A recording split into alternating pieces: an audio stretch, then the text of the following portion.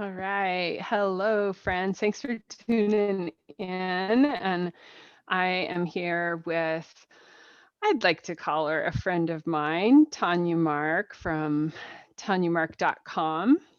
And I'm going to introduce Tanya in kind of a casual way here.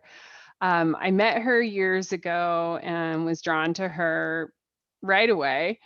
I really liked, Tanya, your presence and attention that you gave to me, and our conversations just they flowed along in a nice way that made me want to return for more. And from what I know from talking to you and then looking at your website recently and tuning into some of your blog posts and podcasts, you you've been in the health and wellness field for a long time. Started out as a massage therapist, did some personal training, Hmm. right? Hmm. And then also went to school for nutrition. Hmm. And Yeah. I kind of, that seems like that was one phase. And then you went to school at the Institute for Dynamic Psychology of Eating. Am I saying that right? The Institute for Psychology of Eating. Yeah. In Boulder, Colorado. Hmm. Yeah. And started getting inspired by the body positive movement, and now um, looking at a do no harm approach to health and wellness. So I Hmm. see like the second part as a more progressive conversation in the conversations around health and wellness, and that's what I'm really interested in talking with you about today, and being able to share with people who are in my life. And so anything you want to add to my intro of you? Yeah. You're exactly right. It was to say it was kind of a two-phase movement in my health and wellness career from the massage and fitness. I went to school for holistic nutrition in Denver. And that was really the most common narrative around health and wellness: eat this, not that, exercise more. So I felt like I had the, the golden pieces to health right there. And over the years of working in that paradigm, I started to see tears, stress over this belief that in order to be healthy, it had a certain look, a certain number on the scale. That was success. And that's really what started to tune me into the body image, the body positive work, and also shifting the way beyond the eating psychology work, which was a huge step forward, but looking for another way to help people with nutrition as part of a small part, really, of your overall wellness in a way that was gentle and not the diet culture paradigm. Because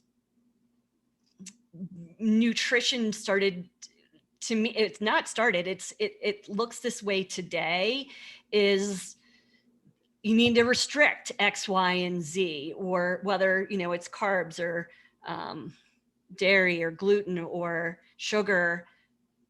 It's a very restrictive approach and eliminating things.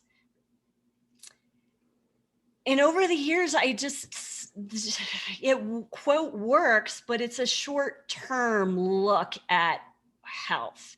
And it felt out of integrity because we're really here as people who care in the health and healing world to help people move forward with their health that is going to be like something you can take for your lifetime. And that's when intuitive eating came into my picture too. That was the one piece I wanted to add, because it's really a self-care eating framework that's based on 10 principles. And their principles are about either helping you tune in to the physical sensations coming from your body, or making sure to remove things that are obstacles from you being able to tap into your own physical sensations, versus the normal narrative around nutrition, quote, what culture says is good nutrition, is all external. Do this, don't do that. This is good, this is bad. These are the rules, follow them. But this is the thing that really sat most with me was, we're all magically unique human beings. And those approaches are one size fits all. And wow, is health complex and multifaceted. Yeah. Yeah. And with the intuitive eating versus the model of do this, don't do that, and science says instead of Simon says, science says, um, is kind of a don't trust yourself. Exactly. You are hitting the nail on the head, is that these approaches that we've been doing for years and years and years and years have been taking us further away from body trust. And that is inherently the problem we're dealing with today. Mm-hmm. The foundation of what this work is in intuitive eating is getting, principle one is reject diet mentality. So first you need to recognize we're in it, because I like to say it's like we're fish in water and you can't see the water. But now when we start pointing it out, people are like, oh my gosh, it's everywhere. And then I'm like, cool, now that you're seeing it and you can start to, remove yourself from that, I mean, it's impossible to totally remove yourself because it's everywhere, but you can make choices for yourself. And then one of the foundational pieces, the second principle of intuitive eating, Sarah, is honor your hunger. And without this basic like 1 and 2 principles are, I mean, they're all powerful, but these two, Mm-hmm. if you sit with these for a little while and just kind of marinate in them and really notice the diet culture, decide, oh, that's, I don't need to be involved in this. And that's not what good nutrition is. And then start to truly practice honoring your hunger, because and that's your hunger, Sarah, my hunger, everybody's individual hungers are different. And when we really start to listen, because guess how many times has diet culture pathologized hunger? Like, do everything you can to biohack not eating, quote, too much. Mm-hmm. So that isn't honoring your biological hunger. And so we really need to learn how to tune in again, because intuitive eating is your birthright. We were born with it. We just lost it over the years of generational, this same narrative around health and wellness and weight equals X, and you can't trust yourself. I really believe now we're in a place where we're having this conversation around returning to body trust and why we need to do it, because these typical approaches of using health, weight equals health, and then going on some sort of food plan to fix a supposedly broken body. And then what happens is that, there's usually some sort of restriction, whether it's calories or kinds of foods. And inherently, it ends up feeling like you're failing when you're hungry and you go back to really needing to eat more calories or more carbs because you're not getting it. And it makes you feel like you're at fault. And we call that weight cycling. So there's actual physical, mental harms of weight cycling. There's physical, mental harms believing that weight equals your health and that you must lose weight. Or if you're in a larger body, that you are unhealthy. These are societal ingrained beliefs that we need to start backing out of and having um, conversations about body diversity, and that again, health is complex and multifaceted, and there are behaviors that matter more than the number on the scale. Lots of research there showing that improvement in some health behaviors can change somebody's blood cholesterol, their blood sugar levels, or whatever. And your weight may go up, down, or stay the same. But we're so focused on this number, and it's harmful. And, these beliefs about weight equal health has created weight bias. And then there's tons of research now showing that in itself is harmful. Right. This weight discrimination, this weight bias, because then we internalize it into our own self, and then we feel guilty. We blame ourselves. We feel awful if we had, whatever, an ice cream cone or what, I don't know. And so we can start peeling back these layers. And that's what I'm hoping we as a culture start to go in this direction and have this new narrative around weight and health, because research does show that removing this weight bias, removing diets is the solution, removing the fact that weight cycling usually happens as a result of some sort of restrictive behavior, we're having better health outcomes for people of any body size. Mm-hmm. That's amazing. That's wonderful. So Mm-hmm. that's my real new passion, is helping not just individuals, but organizations and businesses, look at the current approaches, whether it's a wellness program, like see it through this do no harm lens. And how can we upgrade what you're currently doing and make it so that we're not doing any harm for anybody?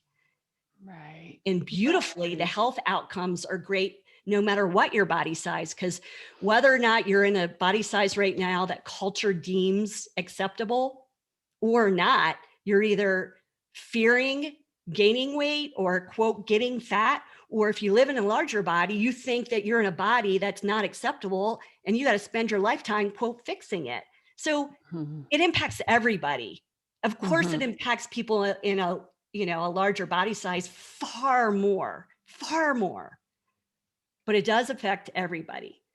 But my gosh, if we can start to remove, like, just clear out this weight discrimination piece, weight bias, but it's so ingrained in our schools and the way we as parents talk to our kids, that we are taught that this is the way that we need to be talking about health, weight, food, exercise. And then it's in our schools, and then it's in our workplaces, and then it's in our healthcare systems and our wellness professionals. But we can start to clear this out. Right. And if people want stories, like, I have tons of client stories, and then I have tons of research that has not really been talked about, but is coming forth now. We're going to start seeing more and more of this, separating the number on the scale from your wealth and health. And BMI, body mass index, as we know, it's just your height to weight ratio, which that's all it tells you, is your height to weight ratio. It doesn't tell you your health. And there's a lot of research around there saying how people are, misdiagnosed in these, you're placed into overweight or obese or morbidly obese, which these terms are so stigmatizing and shame-filled.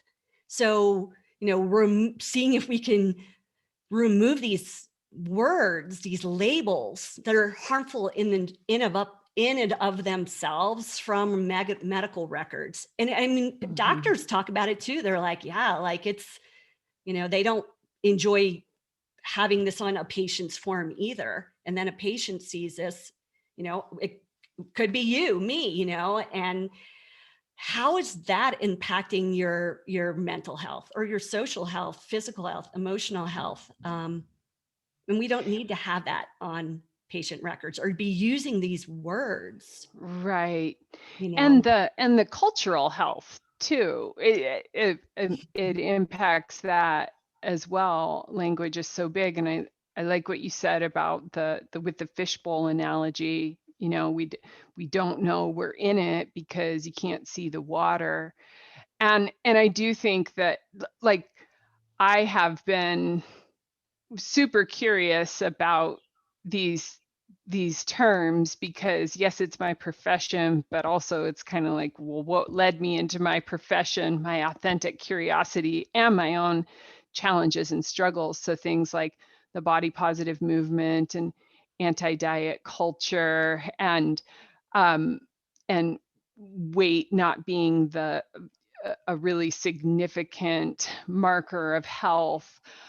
I'm familiar with those things, but I have had to go searching for them and searching for like-minded people or information. So I think that probably a lot of the people who I work with or who might be listening to this, these things they're still somewhat new. Oh, absolutely, Sarah. Absolutely. This is really, I mean, I think people might, it sounds radical, maybe. I've been in this work for several years now. So of course I am surrounded by people who get this work, are looking at the research or working with people in a health at every size type of paradigm. So that's a health-centered versus a weight-centric model of health. But I think it's amazing that I'm having this conversation with you and we are opening this world to more and more people.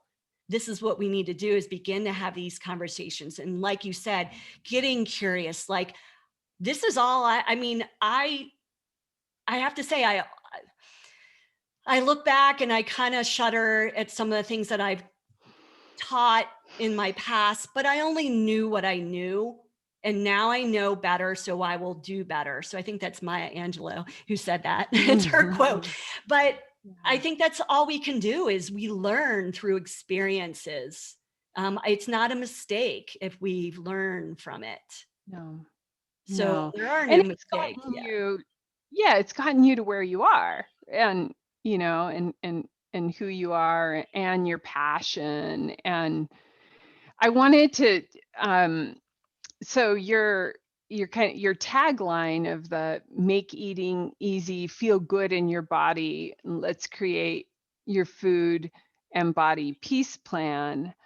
Mhm. And speaking of, as you mentioned, like client stories, how have you seen people make eating hard, or what are some examples of that? Well, I kind of feel like that's the typical narrative right now, is that when people are like, oh, good nutrition, oh, that means I can't have this, and it's always about taking away things. And yeah, like people are like, oh, you're seeing a nutritionist, oh, you're not going to be able to eat this and that, and you're going to have to, eat less calories, and you're going to have to really use willpower, and all the diet narrative. But that's not what good Mhm. nutrition is. It's not about taking away. To me, it's really about adding in things and having a, for the most part, approach to nutrition. For the most part, that's actually principle 10 of intuitive eating, is gentle nutrition. What you eat for the Mhm. most part matters. So let's not demonize ice cream or whatever food, the whole processed foods. All foods can fit in a healthy relationship with food. What we're really trying to achieve is gentle nutrition so that you're eating healthy for the most part, Mhm. because our health is dynamic and multifaceted and complex, and we don't need to be perfect with our food. So, Mhm. um, that, and and it certainly does. There's certainly a place, and it actually happens typically in principle 10 of intuitive eating, where you are in a place where you can finally listen truly to your own internal cues telling you if certain foods don't make you feel good or not.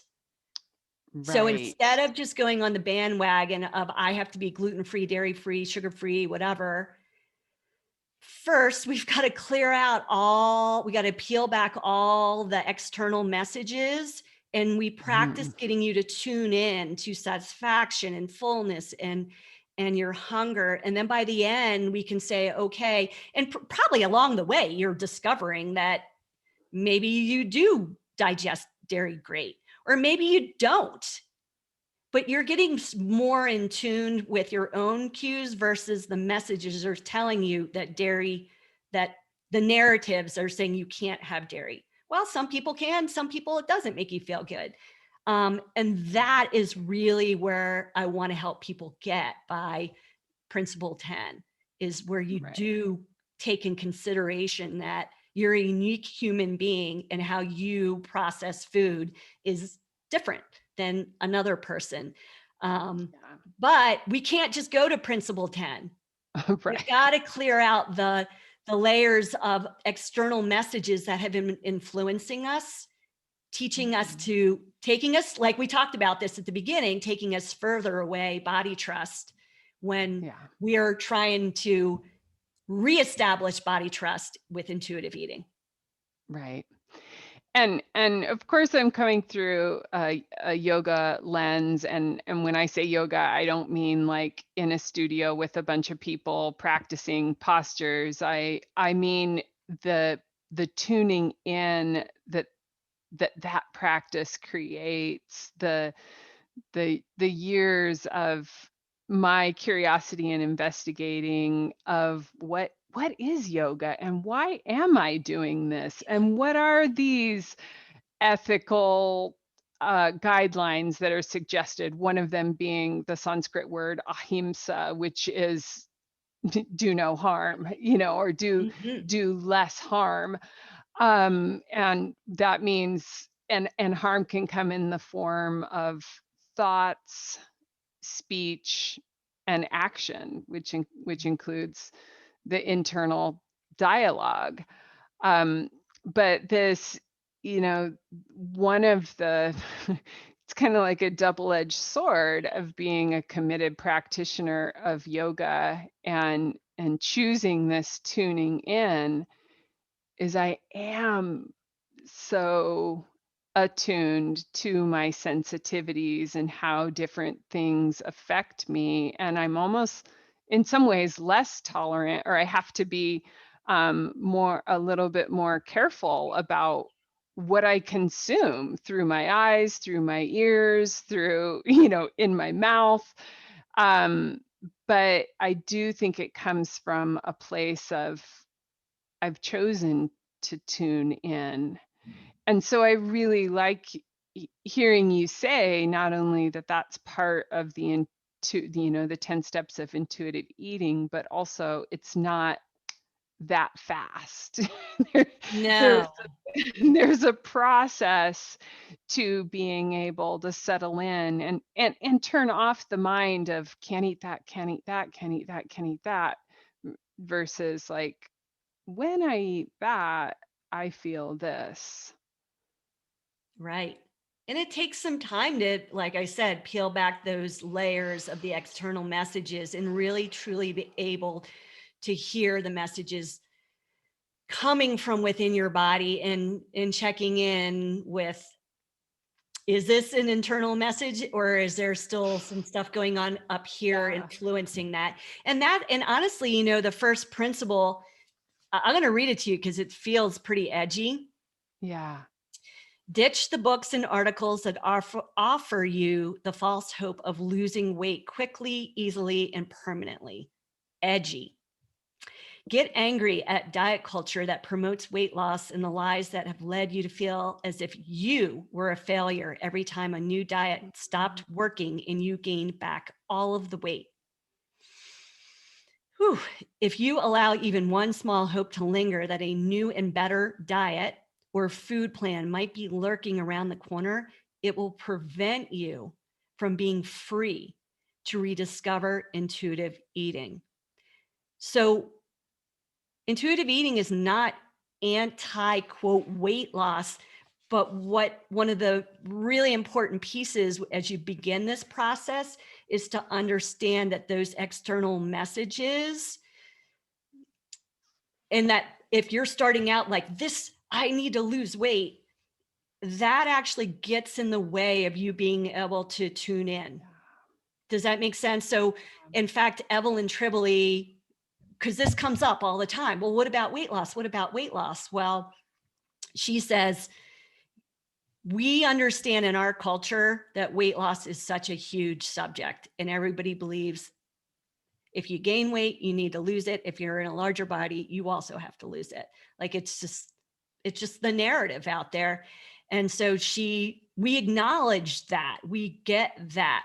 But in order to be able to really retune into your body, she asks us to put it on the back burner.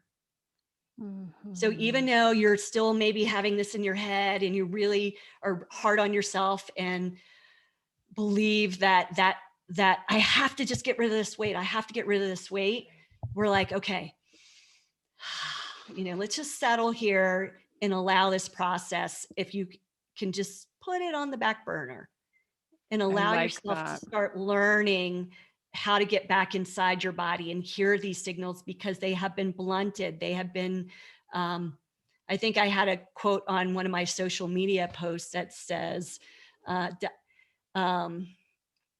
diets teach you not to listen. I mean, I said more than that. I can't remember the exact quote, but I mean, it's the opposite of what we're trying to do. We're trying to get you to get back in your body, and that's celebrating your own unique body too. Not a diet culture narrative saying you have to be this size or look this way. Right. And that's so important. Yeah. And this is truly all about your health, because people are like, well, what about my health condition and this and that? I'm like, no, like, research, and not just research, but stories like the story of, a gal that I worked with that was pre-diabetic and was told she needed to be on a super low carb diet. And she had already tried a million diets, paleo, Whole30, it doesn't matter. Noom, there's Bright Line Eating. That's like one that's out there being advertised, even though it's been around for years. She tried all these things more than once, thought she was the problem, thought she had a willpower problem. And then, would lose the weight, gain it back. I mean, this is just a lifetime since high school. So, and then when she started looking at these health at every size principles, which is removing the number on the scale from being success, she really saw that the stress of weight discrimination that she had internalized, the dieting, the weight cycling, how much this was causing stress and how that was influencing her blood sugar numbers. And when she removed that, she didn't change anything with her food or exercise, and it went down. Her numbers are good. Because she removed that stuff. And do we talk about this? So she, she just removed a huge, massive weight of stress that improved her health, just like that. So good. And I love what you say about putting it on the back burner, because this idea of coexisting, like I've noticed about some of my own neuroses, and it was actually a physical injury that helped me discover this. Like I had a chronic shoulder injury, and I saw my acupuncturist told me at one time, when she just saw me lamenting about not being able to kick this chronic issue, and she just created this air of comfort around it, where she said, Sarah, you might always have issues with that shoulder. It may always be something that you have to protect. So, and when she did that, I was like, oh, I don't, it took some pressure off. I don't have to fix it. It did heal. And every once in a while it does flare up, but I'm Mhm. so much easier with it. And so I love this story and of like take away, eliminate this stressful part about, oh, my weight. Oh, I got to diet. Oh, okay. I'll try the intuitive eating thing after I lose 25 Right. pounds, Mhm. uh, but this thing of like, put it on the back burner and have some compassion. Like, it may always be there. My chronic stress about my size and, body discomfort might always be there, but I can give it less attention. I can just let it simmer back there while here on the front burner I've got other things going on. Yeah, and that same gal who, the story I just told, she's, her couple of things that she said, I feel more at peace. I feel more confident just knowing that I don't have to be thin or be a certain BMI to be healthy. It's just Yeah. not the narrative that's out there. And so, it's that Yeah. inner blame and self-judgment and fearing judgment of what other people are thinking. Um, Mhm. I mean, that's why I felt like it was really important to also have the body positive work as an additional little tool for this piece of your, body respect. Mhm. And that's one of the principles of intuitive eating as well, because just think if you were trying to fit a size 8 foot into a size 6 shoe, Yeah. who would do that? But that's No. what's happening in our culture, is that we're trying to put people into a certain size shoe when that's just not our diverse, unique body and genetic blueprint. Yeah. That exists, Yeah. and we really need to be talking about that, because that's harmful not to be teaching that to our children, Right. having these conversations with the whole thing, like parents, and this gets passed down, this narrative around weight and health, and we can upgrade it. We can upgrade this narrative. we def we definitely can, and I love the, just the permission here that these movements are creating. And I wanted to add, I might be just kind of like patting myself on the back here and wanting to tell you about it, but I haven't weighed myself in, like, I think 4 years. And I've even gone to the doctor's office a couple times and had that boundary. I'm like, No, I'm not getting on the scale," and the nurse being a little bit like taken aback. But that's another example of like, here we go for your checkup. Now get on the scale, you know. Right. And it's just created so much more peace for me to let that go. Beautiful. Beautiful. Thank Thank you you. for expressing that to, everybody that's listening here, because I mean, that's one of the things that we're talking about in healthcare, is not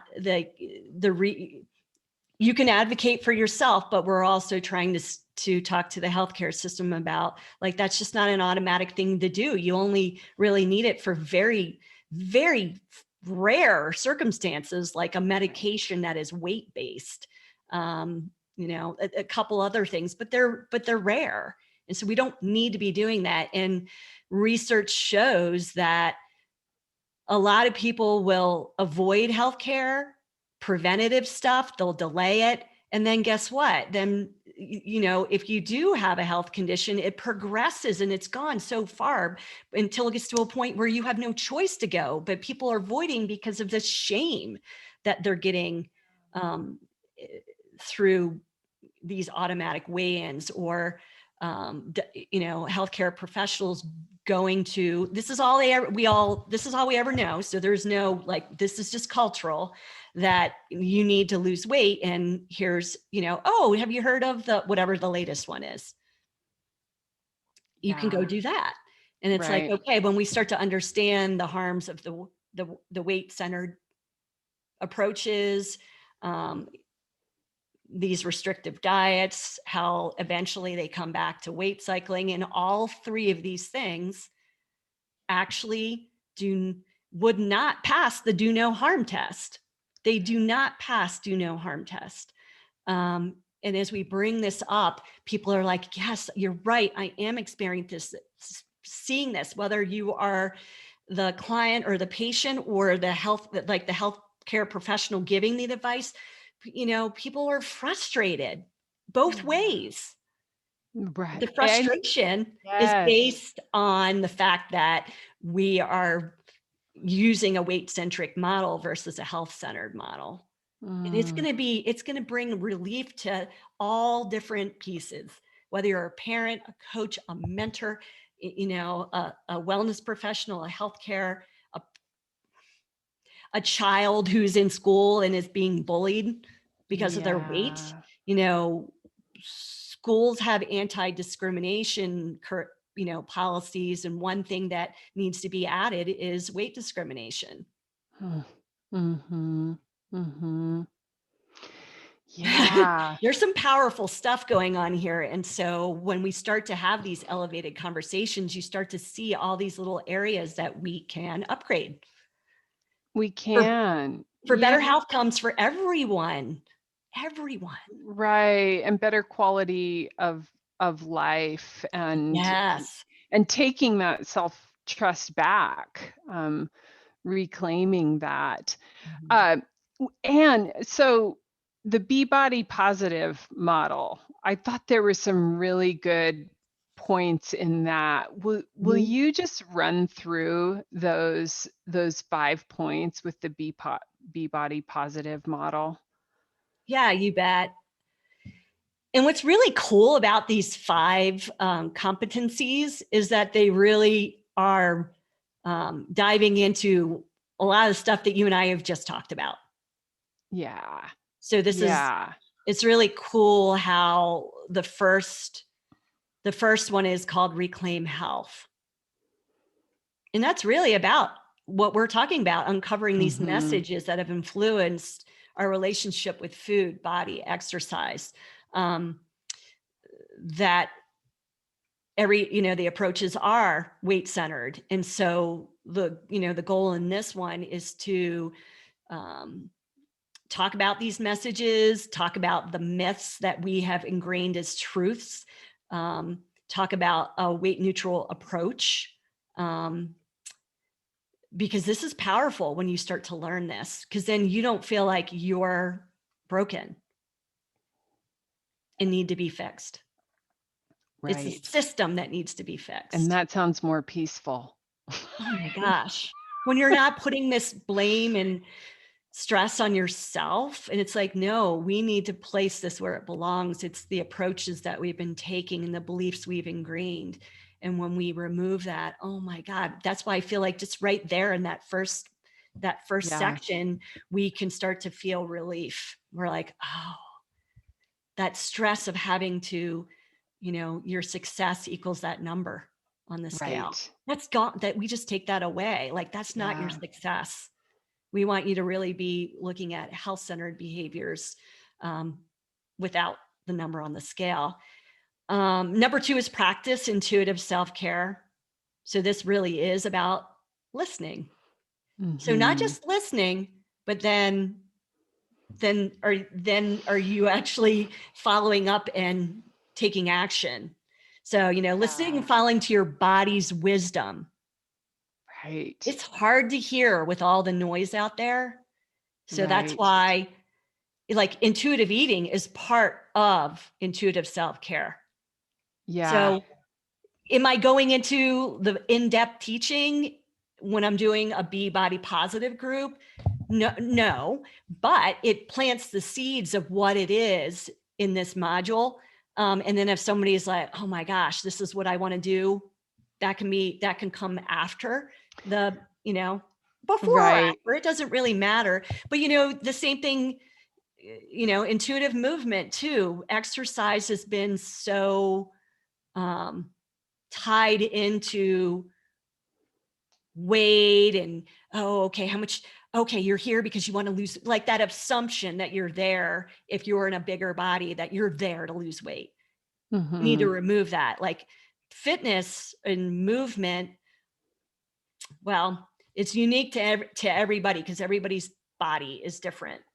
And not making it a should. And how many people really start to enjoy movement when it's not about like, looking at the machine and see how many calories you burn and how many, all the little metrics, or being weighed or anything. If that stuff is removed, wow, you can start, and you can enjoy movement, and you'll start to choose things that you really like you like, not what culture says you should be doing, because we're trying to put a size whatever body into a size whatever shoe, whatever shoe into a smaller shoe. Like, we're not trying to do that. We're trying to create health for you at whatever shape or size your body wants to be,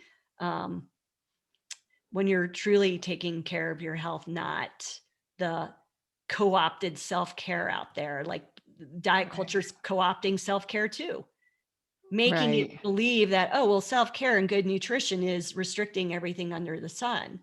And let's talk about that. How many people go to the gym because they're told, they believe that they'll go there with the sole purpose, like it's weight loss. And guess a lot of people, when they're doing that, they're also doing some restrictive food plan.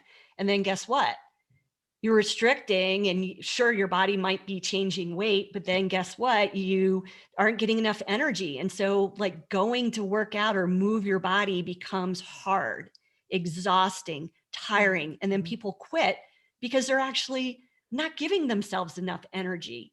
So we have to be really, like, I just bring that to everybody's attention because that narrative gets married with fitness and and nutrition and putting them together. And then a lot of people are just not really giving their bodies enough nourishment as they're undertaking some sort of new movement. Right. And that's so hard on the body. So hard. And again, eroding this self-trust. And I love that you combine the intuitive self-care with wisdom. And again, in yoga, we talk about the 5 bodies, or the 5 sheaths, or the 5 koshas, and the Vijnana Maya kosha, which it's the wisdom body, which is also associated with intuition, and this thing that somewhere in here, when we pull back the layers, we do know what's best. We do have that wisdom. Yeah. It's so, just it's powerful. I was gonna say, where are we? What was the next one? Cultivate Self-Love is the third one. And you have to think how many, just think about yourself and how giving you are to other people, and the love that you give to whatever, a family member, a friend, a pet. Like, do we give that same love to ourselves? And who's more deserving of that? Again, deep practice. It's very deep. It's very deep. And it's a challenging one, especially for those of us that are givers. But wow, that being able to give forgive yourself, and self-compassion. In this module, we really also talk about self-criticism. Yeah. And being able to recognize it and meet it too, instead of trying to just slap on a positive mantra, which there's nothing wrong with positive mantras, but it kind of exploring it a little bit more. So it's a powerful principle of, the body positive. And then the next one is declare your own authentic beauty. which is really kind of fun because it doesn't have to have anything to do with your external beauty. It could, but like really expanding on that definition and it's really fun in a group setting to be able to sit down and say my beauty is, and there's some really cool prompts that we give, and then you can write them down and then we can share them, and wow, you just feel the energy of the whole room just really change when somebody just is like, they say something that you're like, how did you come up with that as something as beauty? But I'm like, no, Yeah. but that's what makes us unique and special. So I think this is a wonderful place to get to be able to declare it. I think that's that actually saying it out loud and sharing it with, even if it was Claiming. just you and me, Yeah. because you shared a few things with me, that I shared a few things with you. Just when we were kind of preparing for us having this conversation today. And that was just kind of cool. Like my beauty is, and you're just like, and just the Right. way, and if you like let that sit in your body, it's pretty neat, Yeah. No, I think this would be helpful to expand on this one a little bit. When I do a lot of my courses or when I hold space for a group, I often teach about beauty report and encourage people to name things that were beautiful within their day. And a lot of times nature is just like the Mhm. easiest place to come up with something like that. But then a little bit harder, like, oh, maybe a moment or an exchange or an experience, what was beautiful.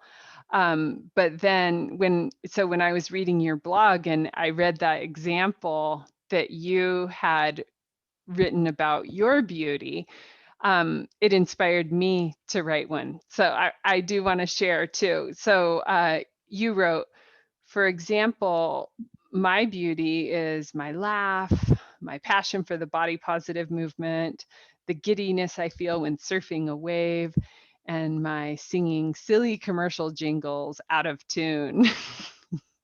Yeah, my poor husband. He's so used to it now.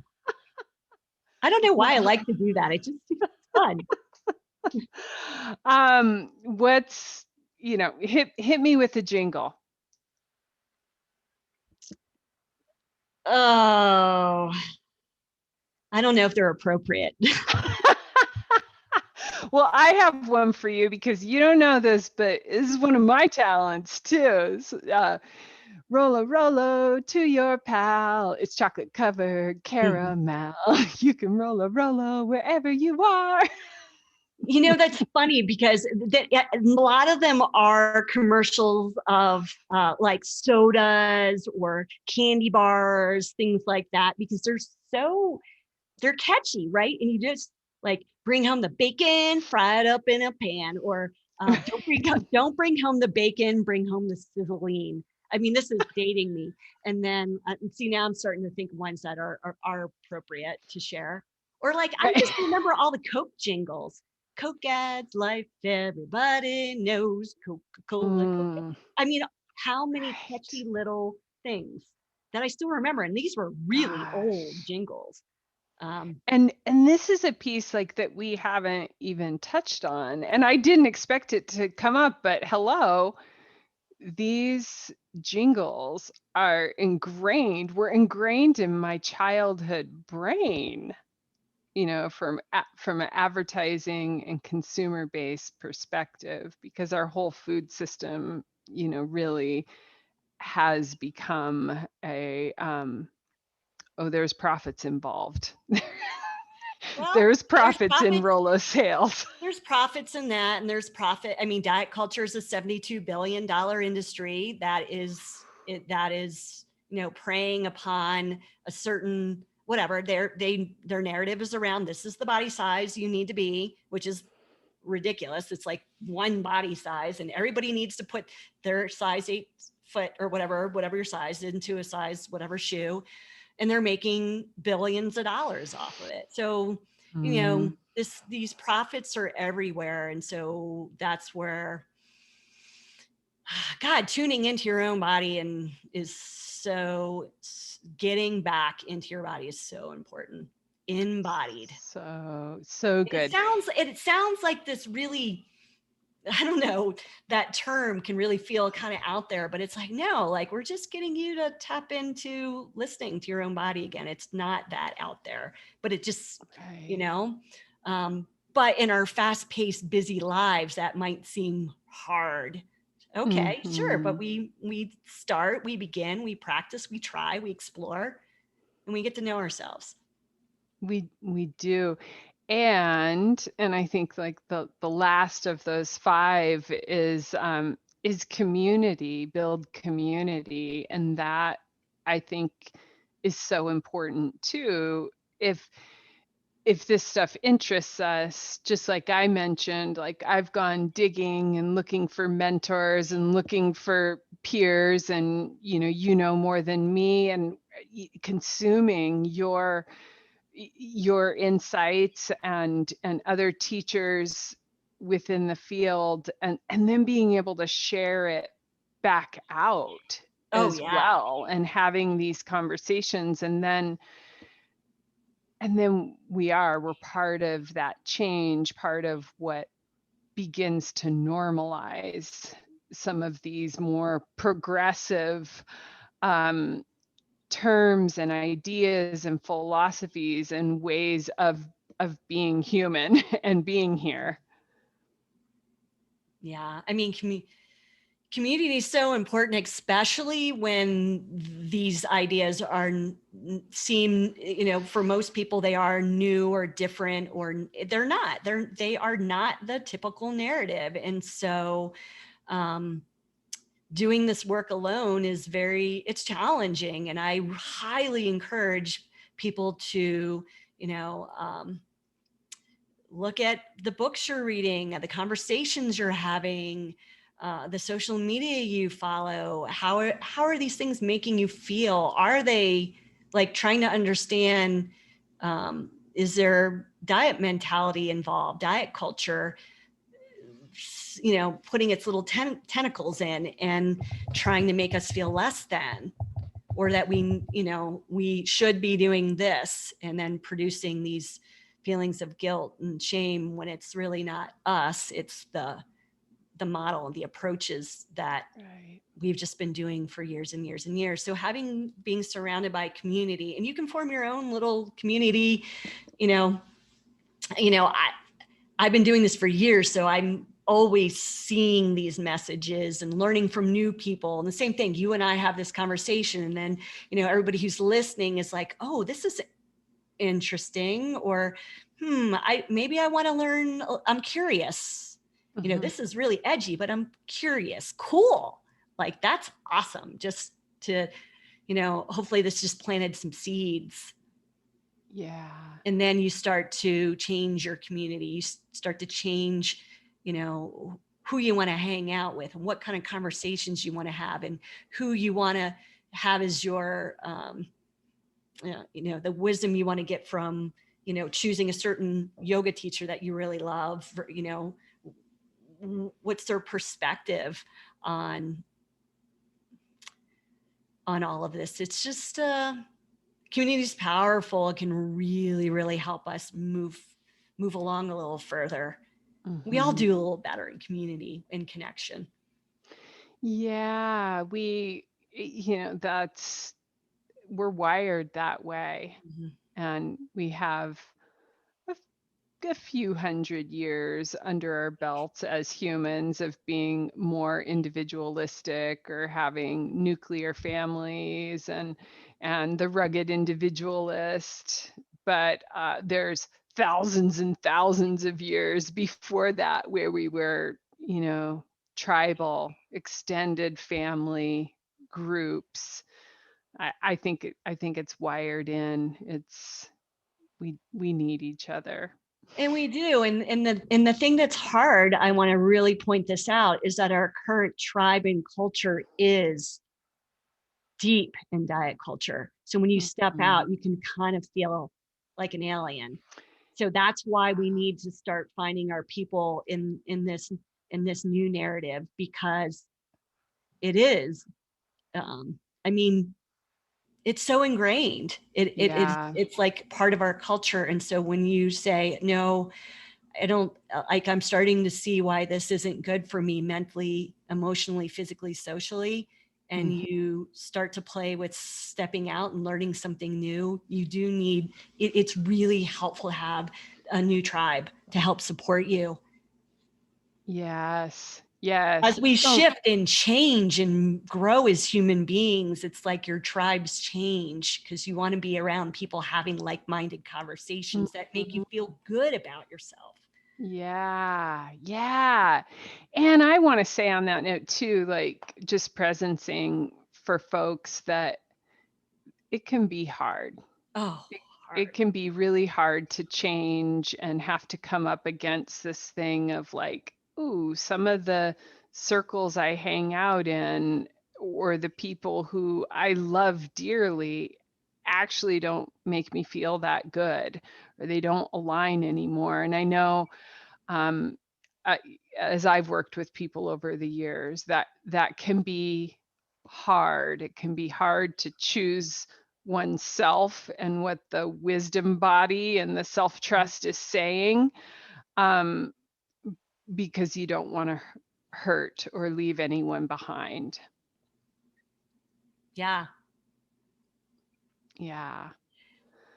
But the good positive news is that, wow, on the other side, if to live peacefully and healthfully in your body, wow, how does that feel Yeah. when we start to um, really see a new narrative and start to be curious and learn about it and test it out? Like, wow, Right. I just want to Right. make sure that, yeah, it can be hard and it is a Yeah. journey and we go through stages and that's all beautiful. I mean, I feel so passionate about this work and so strongly that getting back in our bodies and, tuning in to our own bodies versus being so tuned out by external rules and messages. Mhm. Whew, I know it sounds dramatic, but it's been life changing for me. I'm Like, 52, I'm yeah. postmenopausal. My body's changed. And if I was still really entrenched in diet culture, I would have run to the next thing to fix my body, believing I'm broken, and I'm not broken. Right. But instead, on the front burner, we've got the excitement of a new Yeah. ideas Yes, and I agree. new Yeah, this is forms of exciting support. stuff. Yeah. Yeah. I love it. And thank you so much for all of your thoughts and all your passion and your heart and for showing up and sharing yourself. And why don't you tell folks where they can find you if they want to know more?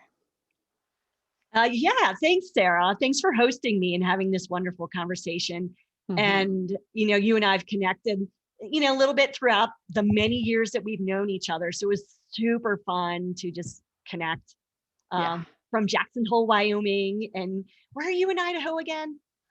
I am in Sandpoint, Idaho, You're in northern Sandpoint. Idaho. Oh, Yeah. I need to talk to you about something when we're done. Ooh, But okay. Tanya Mark. So it's just, my website's my name. So easy. Yeah. TanyaMark.com. So all A's, TANYAMARK. On Instagram, my Instagram is my name, Tanya Mark again. Well, is it Tanya H. Mark? I can't remember. I think it's Tanya Mark at Tanya Mark. And that is completely weight inclusive, health at every size, non-diet. Like those are the message I put out there. I'm not doing much on Facebook, but it is Tanya Mark, non-diet nutrition. And then I have all kinds of free articles on my website that you can grab if you just want to kind of soak yourself with some of this, start immersing yourself into some of these new, exciting, dynamic, different Yeah. changes in how you can view yourself and your health. Um, Yeah. come over and check it out. Yeah.